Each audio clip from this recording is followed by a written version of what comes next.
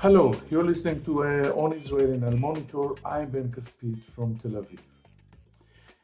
Usually, the chiefs of Shin Bet in Israel are not talking straight to the Israeli public. Last Saturday, in a very rare act, Shin Bet chief Nadav Argaman issued a personal statement warning against incitement, saying that it could lead to someone being physically harmed, as the vitriol surrounding the political situation in Israel reaches a high point.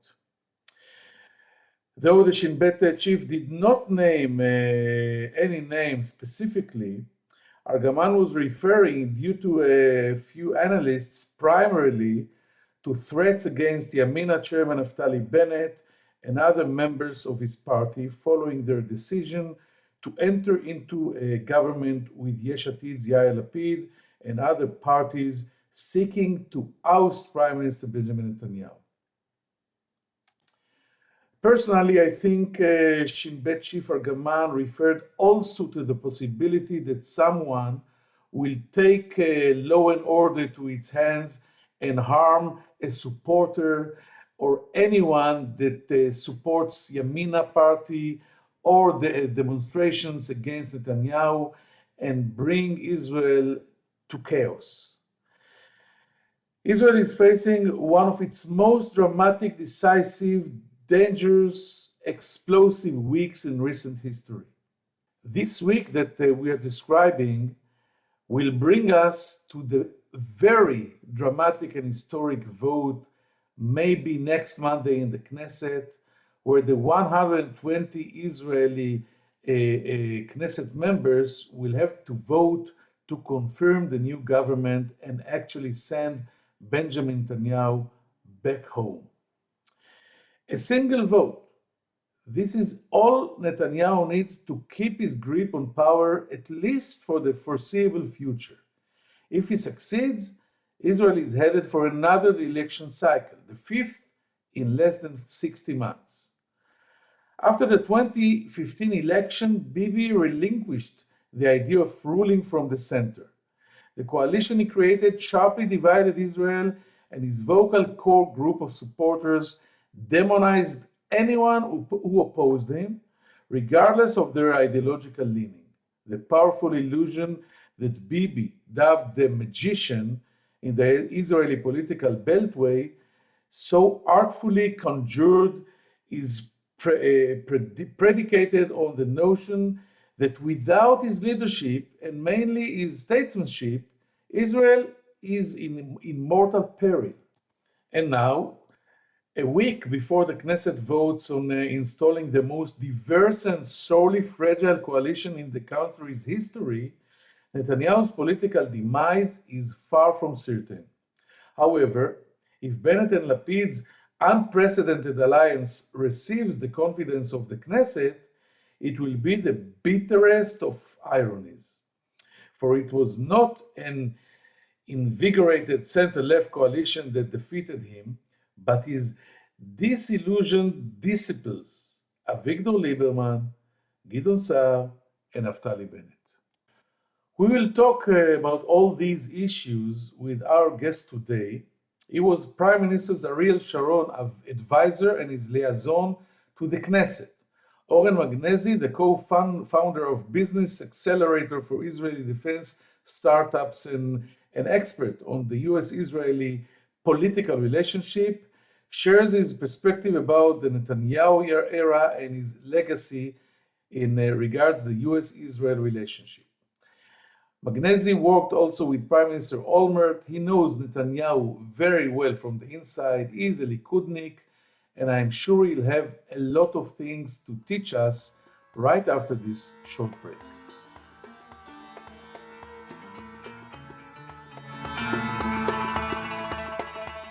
If you're listening to this podcast, you obviously care about the Middle East, and if you do, you should probably be reading Al Monitor. Al Monitor is a global newsroom headquartered in Washington, D.C., with a network of over 160 contributors around the world.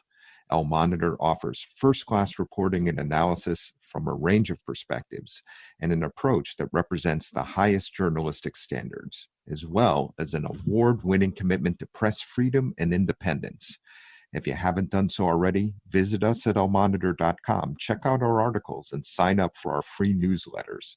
There's a lot to choose from, including the Week in Review, an essay that offers unusual insights and forecasts into the region based upon Al Monitor's outstanding reporting. And if you haven't done so, please subscribe to our Al Monitor podcast on your favorite podcast platform, on Israel with Ben Caspit, and on the Middle East with me, Andrew Parasolidi.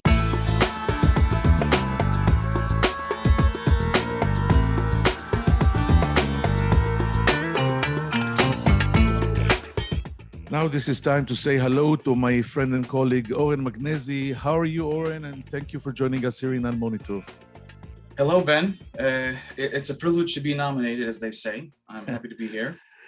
And we're happy to have you. Listen, we have a busy conversation to make, and these are dramatic, historic times in Israel.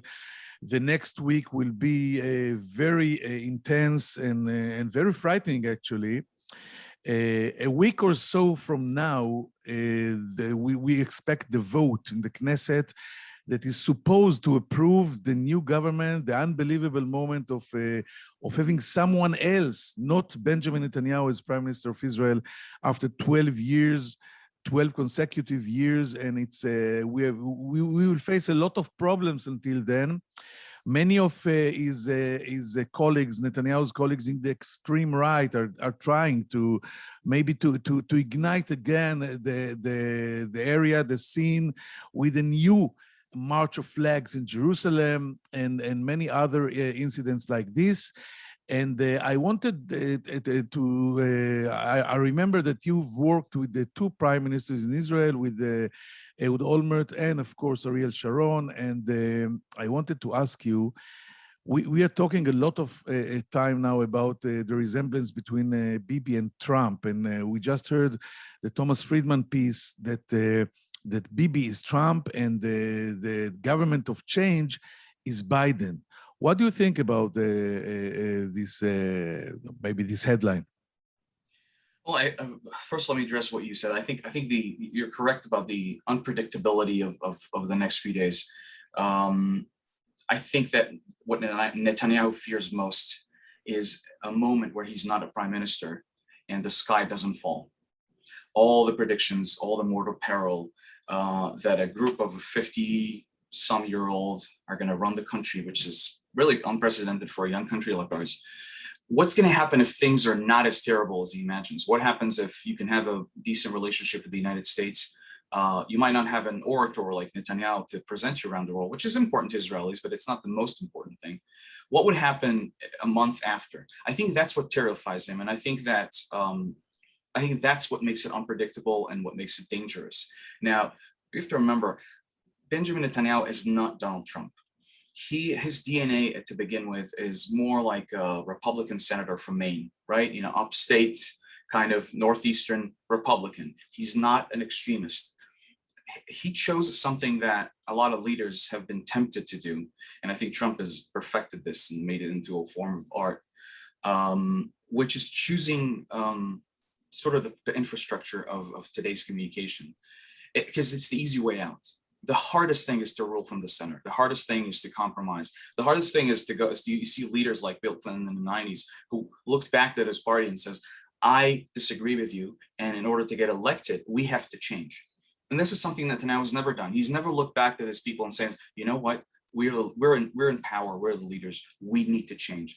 Netanyahu chose the easy way out, and the easy way out is polarizing. And it's much easier to polarize today than it was 15 and 20 years ago. Sharon chose to rule from the center because I think that when he came to the prime minister's office, this awe of Israel's, perpetual, is need to think that Israel is perpetual, that Israel is going to exist. I used to come into his room at the Knesset during votes, and he wouldn't read the newspaper. Honestly, he would read the Bible. And I said, Sharon was not a religious man. Why would he read the Bible? He looked 50 years ahead, 70 years ahead. that's what really managed him. And he sort of disconnected himself from the here and now and says, what am I going to leave? What's my legacy? And I think Netanyahu it's just easier for leaders today. It was easy for Trump, who really never governed in his life anything, government wise. And you have Netanyahu now, who's probably our smartest prime minister, probably the most sophisticated prime minister, probably the most global minded individual who really squandered, I would say. And you're probably, you're the expert on Netanyahu. I want to remind our listeners. But my perspective is that he really squandered an opportunity to be a huge leader. And the fact that he's going to end up this way, either by clinging onto power while doing things that are really unprecedented, or being sort of voted out of power, and then have to end up in court. And if half of the things that they're accusing him are true, he's going to end up just like Olmert, because Olmert was accused in things that are actually, you can argue that they're less severe than what he has. And that's going to be a very sad ending to really someone who could have been a great leader. I want just to mention one anecdote. Maybe most of people don't know. If Naftali Bennett is going to be a prime minister, the English will be almost the same. Bennett is the son of American-born parents that made an aliyah. He was born in Haifa in Israel, but his mother language is English, and right. He's quite charismatic. He's not Netanyahu, but he's very young. So this will be very interesting. But I agree with you 100%, Oren. Netanyahu ruled from the center most of his career until 2015. Mm-hmm. And this is maybe the point where a leftist in Israel, if you are listening to the right, we're not wrong, but traitors. And right now, many people fear that Netanyahu is capable just to anything. He calls, and maybe his son, they call their supporters to storm the high court, the Knesset, the houses of the Knesset members that are supposed to vote in favor of this new government. And I wanted to ask you, to complete this corner, do you fear, or do you think it's possible that we'll see in Israel a capital scenario? Gee, I really hope we don't. I mean, I would hate to make any predictions. I think that what you saw in terms of violence a couple of weeks ago was a result of fear and a lot of things that were backed up. When your country's bombarded with missiles, it really shakes the core of the sense of security that everyone is, that this can get to you, even if you're living in Tel Aviv. And if you ever visited Tel Aviv, you know that it feels like a city, part of this global, network of cities that's just living the life. And I think that was the source of it on both ends. It was what Arabs feel towards Jews on a daily basis, the discrimination that they feel.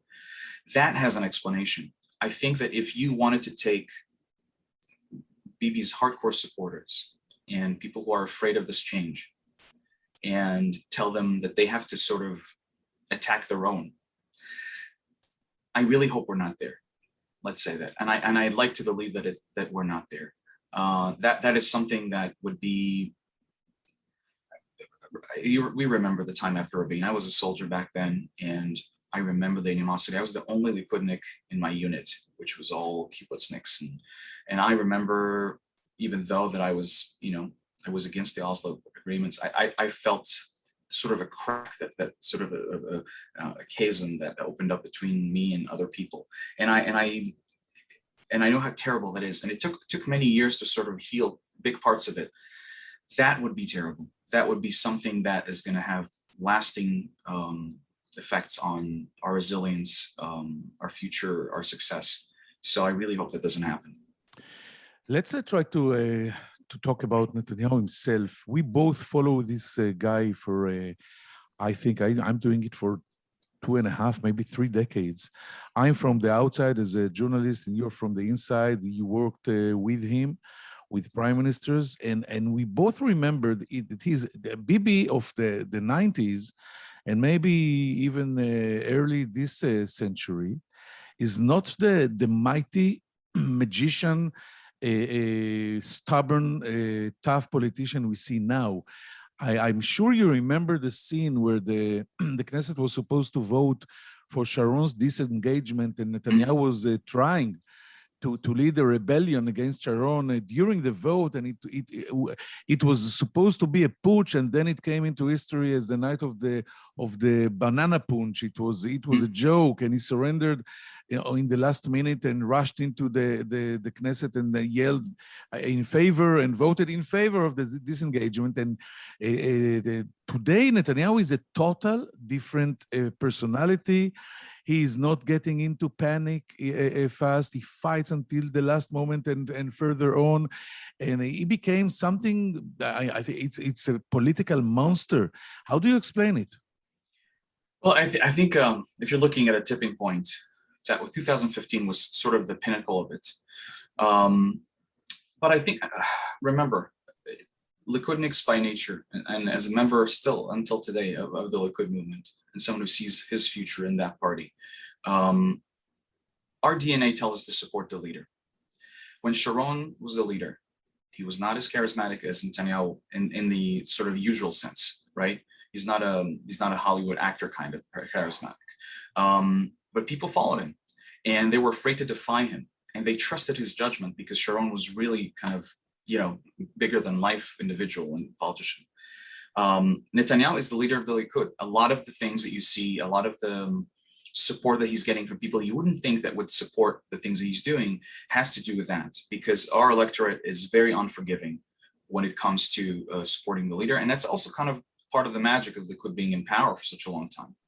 We don't hit our leaders. Our leaders rule until they decide to go, or they end up,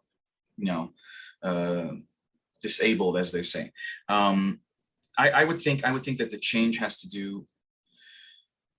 I don't want to get into the psychopolitics of it. There's so much about this guy. I actually walked the streets, as I live in Boston. I walked the streets that he walked. He lived there for a long time. I think it shaped him a lot. I think he believes that there's no larger Israeli narrative that he fits in. And he has to split the narrative, because there's one half of the narrative that believes him, or that he can believe in him and make him the be all and sort of the guy, the leader, the unique unicorn of leaders, right? And there's another part that, even if sometimes we support the things that he's doing, is the same as, look at the peace agreements, right? I mean, that's not something to be dismissed, right? Look at the Arab, the way that he's actually legitimized, and not the moderate parts of the Arab sector, but you would say that the Muslim fundamentalist. I wanted to dive more into because if we will ignore the criminal charges in the trial, and let's say hope that he will be acquitted finally, the paradox, one of Bibi's paradoxes, is that he may leave a legacy of a peacemaker. We have the four Abraham Accords, and what you just mentioned, the historic, unbelievable confirmation by the leader of the right wing in Israel of the Muslim Brotherhood movement. And they are going to be inside within this government if it will actually come to life. And this is on his watch by him. So he didn't want to get into history like this. I think, that's kind of funny, because a lot of the stuff you do as a leader, my professor, John and I at the Kennedy School, he used to say, you can't judge a leader after 15 years. You see what they've done after 50. Now, with 46 American presidents, that you have some span. We're now beginning to understand what Ben-Gurion's decisions and Golda's decisions are actually meant for the country, because you can see it up this. I think Netanyahu, even if he didn't mean to, even if it was just for a political move, even if it was just like, there's a guy over there and he's he can cut a deal, right? But I think it was based on something deeper. My last job in the government was working as the founding director of the economic development agency for the Arab communities. And I learned they have to listen with sort of two ears, okay? There's one ear where I used to go to all these conferences of all these NGOs, and they used to tell me that me, as someone whose parents were born in Libya and Morocco, and they have direct lineage to the land of Israel, are colonialists, which to me was kind of gut turning, right? Because I'm as indigenous as anybody else, and probably more than anyone else to this land. And that's what you hear. And you hear that the occupation is responsible for Arabs, Israeli husbands hitting their wives. And you hear all these things that are ridiculous. And then on the other hand, you keep listening. You don't walk out and leave. You listen to younger people who are saying, I have a choice when I'm 18. Do I buy the narrative of sort of the modern narrative that says, go to the university, go find a job, take advantage of the opportunities that this thriving economy gives you. And if you just let me fit in, I will fit in. I will not stop being a Muslim. I will not have solidarity with my Palestinian brothers as they see it. But if you let me in, I'll be in. And I think that the reason that Netanyahu could do that is not because his leadership is so good that when he decided, then everyone says, oh, well, that's the really great idea. No, I think it had to do with a lot of things that happened in the last 20 years. There's a whole generation of young Arabs who Arabic is their language, the mother's tongue, and their culture, but they've lived in an Israeli society. Remember, Israeli society is not European by no nature. I mean, that's at least not my part, right, of the Jewish people in Israel. So I think that actually made sense to a lot of people. It says, if we can put our differences apart, if you can pine for Al-Aqsa, and we'll pine for the left bank of the right bank of the Jordan River, right? The full Israel. We can all pine for those things, but there's actually an opportunity to live in a country that is a miracle. And I think that Arabs told you they want to participate in that miracle. Now, if he meant it or not, Ben, that's he did not. He meant to say now he's U-turning on it, right? Because how dare you? How that's dare exactly the left? The question. How dare the left do that? Will the right? U-turn, Oren, succeed? Now his supporters are claiming no. You did not hear Prime Minister Netanyahu in his voice confirming Mansour Abbas, while we all know, everybody in Israel knows, that he was negotiating with Mansour Abbas simultaneously with Bennett and Lapid last week, and he promised Abbas to give him more than he gets from the other side. So the final question about this issue is, do you think it's a done deal, or will the next leader of the right will be able to ignore this unbelievable move? I don't want to. We've been behind the scenes for too long to assume only the best of intentions and acting out of sort of true faith to your ideals. And Mansour Abbas is a politician, and he seems like he's becoming an effective politician for his people. And that's the reason that the night of the election, everyone thought he's not going to meet the threshold. He got in. And that was surprising, because it means that there are people in the Arab society in Israel that actually see this as an opportunity. And you can take everything he says and says, oh, he's just lying, right? He doesn't mean what he's saying because he just wants to get resources and whatever. But he said some really unprecedented things, if you listen to him. When there were attacks, his condemnations, just the verbiage of them, just the way that he said them, and what he meant, what it seems that he means, was really different. I mean, it was something that is sort of a tipping point. So I don't think he could be taken back. I think that if a politician sees that opportunity, I am a great believer in the integration of the Arab society into the larger Israeli society. I think it's an incredible opportunity. If you need an economic incentive, it's a huge economic benefit for Israeli Jews to integrate Arabs. If you're looking for resilience, for social cohesion, if you're looking, when you're building relationships with more Arab countries, they're actually a huge advantage. They could be potentially your liaison in terms of business, in terms of culture.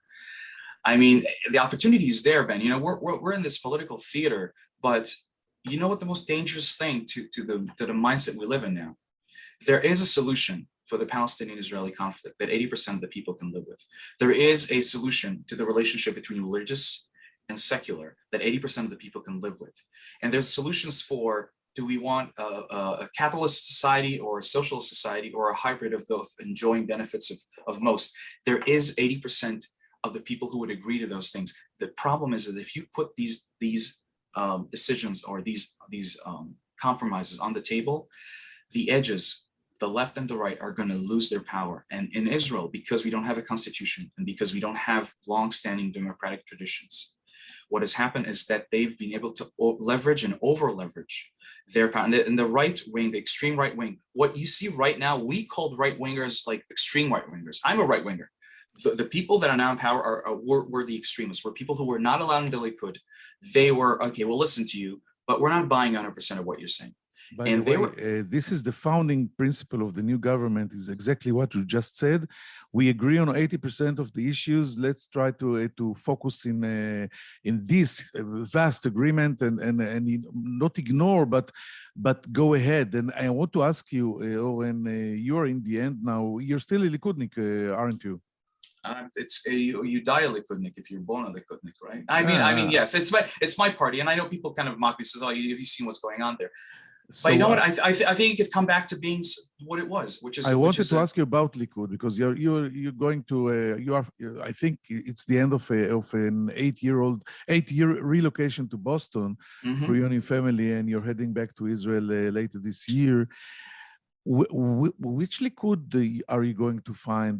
The Likud, I was a Likudnik as well, as you know. I know. It used to be a party of leaders, of big clashes between people like Menachem Begin and Sharon and Shamir and David Levi and Olmert and Milo and Livnat and primaries and ideas, and it became, I think, a cult of a single family.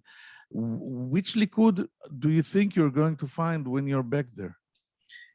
Well, if you're looking at this sort of from a cold political analysis, you have a lot of people that, because of the code I mentioned, of following your leader, even if you didn't believe in him, even if you wouldn't do the things that he would do, even if you sort of not support every policy he has, these people are sort of, well, there's going to be another leader after Bibi. And I can tell something about Likud. It's a vibrant party. There are people there who wants to get elected. It's one of the only places in Israel. And this is why I think one of the main reasons that I will never leave that party is because you can go to the people and you can ask them to vote for you. And if they vote for you, you'll get elected, which is kind of the most basic democratic principle. Likud draws ambition from a young generation of leaders. It's always what kept it alive. And I think that Netanyahu was an anomaly in the sense that he got stuck there for such a long time. Because when Begin was the chairman of the Likud for many, many years, but he actually actively cultivated new generation of leaders. Netanyahu the reason he's in this situation is because he's decimated every level of leadership. The people at his age, the people who are younger than him, the people who are my age in their 40s, he's decimated their leadership. He didn't lose to the left. He didn't lose to Yair Lapid's charisma or Benny Gantz's height. He lost because his disciples got disillusioned, and they were powerful enough to take a big bite of his electorate and leave. And that's the reason we're here. It's because he actually never cultivated. We have a right-wing majority in the Knesset. This is probably most right-wing majority we've ever had. Clear right-wing majority. But it's not. He's made it not about that. He's made it about him. And I think that Likud has. First of all, I think that I like a lot of the people who left. I think I supported Sharon and the establishment of Kadima, and in hindsight, I told him at that moment, and there's somewhere in his archives a note from me that I wrote a whole speech of how he decides to stay in Likud, because it was kind of a decision that he was thinking about. And I remember him waving that piece of paper after he read it at night, and he says, I can't take all your advice, right? And I knew it was joking because he already made up his mind a few days ago. I want to understand, you recommended him not to leave the Likud? I thought he should stay, and he should sort of reclaim the centrist right-wingers' place in the Likud, because Sharon just was tired of that. A few years before that, remember, Moshe Feiglin identified the fact that a democratic movement can actually be infiltrated by using its own rules. And the problem is that people that were at the extremist of the settler movement are now members of the Central Committee. That was unheard of, and they know that they're using the Likud. Some of them might have not even voted for Likud. No, I think no one knows what would have happened if Sharon would not have that stroke, and with Kadima, with the future of Kadima. And you remember Olmert won the election, but then the second Lebanon war erupted and Right. everything collapsed. But let's not get into it. I want to use, we are almost out of time, but you're an expert in Israeli-U.S. relationship and as well Israel and the diaspora, the Jews relationship. I wanted to ask you on these two issues first. Netanyahu was a Republican, and he, I think, first time in history, a prime minister in Israel acted publicly and supported the Republican side, and it caused a lot of damage to the bipartisan principle of the support towards Israel from the United States. What will happen now? Because if the Biden administration will get a new government from Israel, on one hand, it's not Bibi anymore, but on the other hand, Bennett is more right-winger. He is more Republican. Yair Lapid is not, right? Yair Lapid is Democrat. What do you expect to happen now in this very interesting front? Well, I think Netanyahu didn't have it. Well, he is forced to feel very comfortable with Republicans. He speaks their language. You have to remember Rabin back in the 70s when he was our ambassador to the United States, he liked he felt he was more close to Republicans and Democrats. So this is not, this is not just strictly about sort of the cultural, political affiliations that he has with them. It's, if you want to understand the backdrop, you have to look at his very effective and I dare say, I want to be careful saying this. Ron Dermer, who is one of the most brilliant people ever to serve in the Israeli government and as Israel's ambassador to the United States, would not, and this is something that came out of his office, people who used to go meet him, he says, I don't spend time on the reform movement because they're just going to disappear. I discount them as political support for Israel. I don't think they're part of the Jewish people. And if you're thinking about an ideology that led that, because American Jews vote against their interests. They vote against their economic interests. Almost every minority that started poor, right, and ended up being wealthier, shifted to the right. A lot of them became Republicans. Jews have not. Jews, because of a lot of reasons, but I think it's a matter of tradition, the way that Judaism is developed in the United States. They vote against their economic interests. They vote for higher taxes. They vote for social reform. Now, to them, that's being Jewish. To us, being Jewish is supporting Israel. And I think instead of bridging that gap, it's to discount so many businesses. We'll replace you with evangelical Christians. We'll replace you with members of the Black community who are, devout Christians. We'll find other people to support Israel because one, I disagree with you religiously. You're not really Jews, and two, you're Democrats and you're progressive Democrats. I think it's a terrible way of splitting the world. I disagree with a lot of the stuff that American Jews promote. I agree with a lot of the stuff that they do. I think that I think America would be different without Jews. I think it wouldn't be America the way that we know it now. They really wrote a lot of America's DNA, and we owe them a lot. I think that destroying this relationship, shunning them, excluding them religiously, that is, I want to qualify what I said about waiting 50 years to see what happens with the leaders' results. This is damage that I am 100% sure that if it won't get fixed, it will be something in 50 years we'll cry about. I heard it from the previous Consul General in New York, Danny Dayan. Mm-hmm. What you just hinted about Dermer's policy, it is Netanyahu's policy.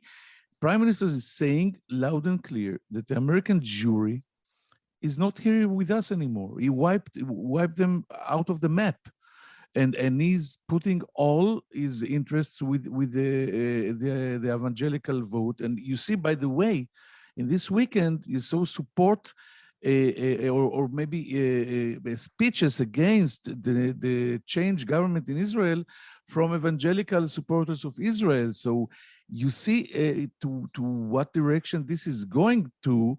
And for God's sake, the American Jews are our brothers. We cannot just say, listen, friends, you're not here anymore. I think what you're seeing, Ben, is something far more disturbing and dangerous. You're seeing a movement that it's still in the process of being defined.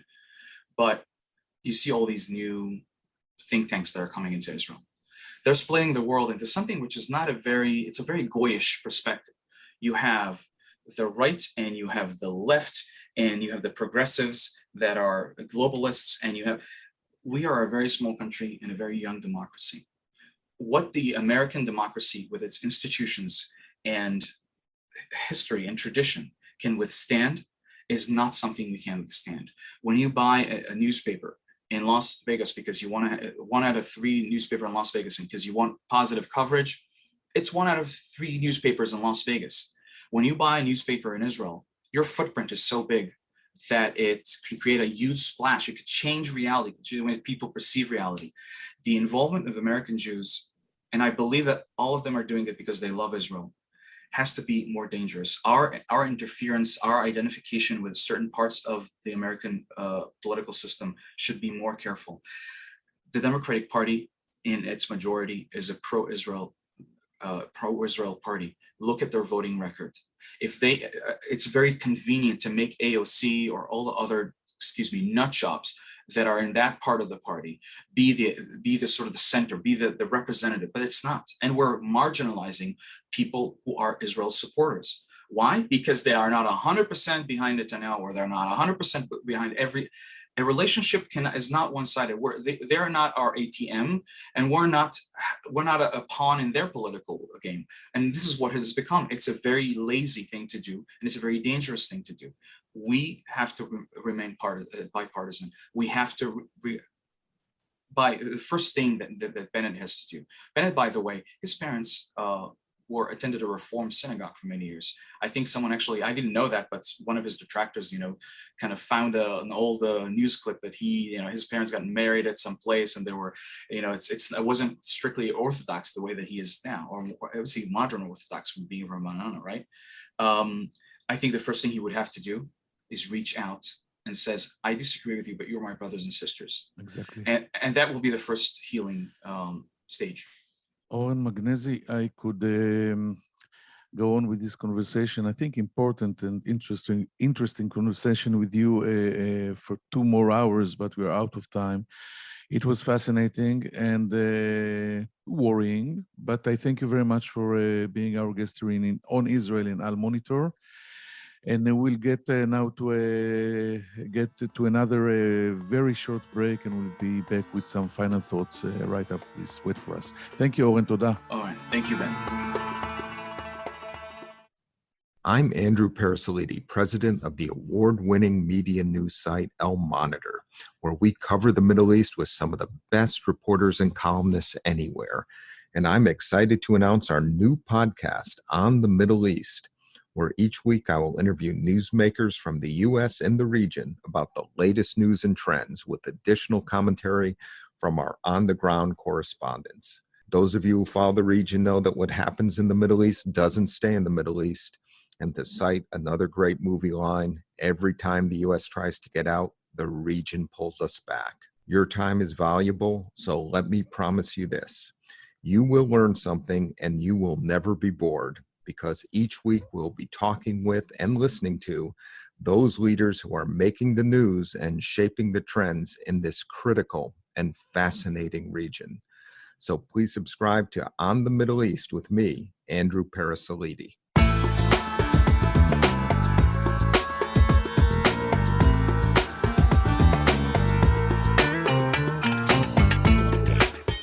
Thank you for staying with us.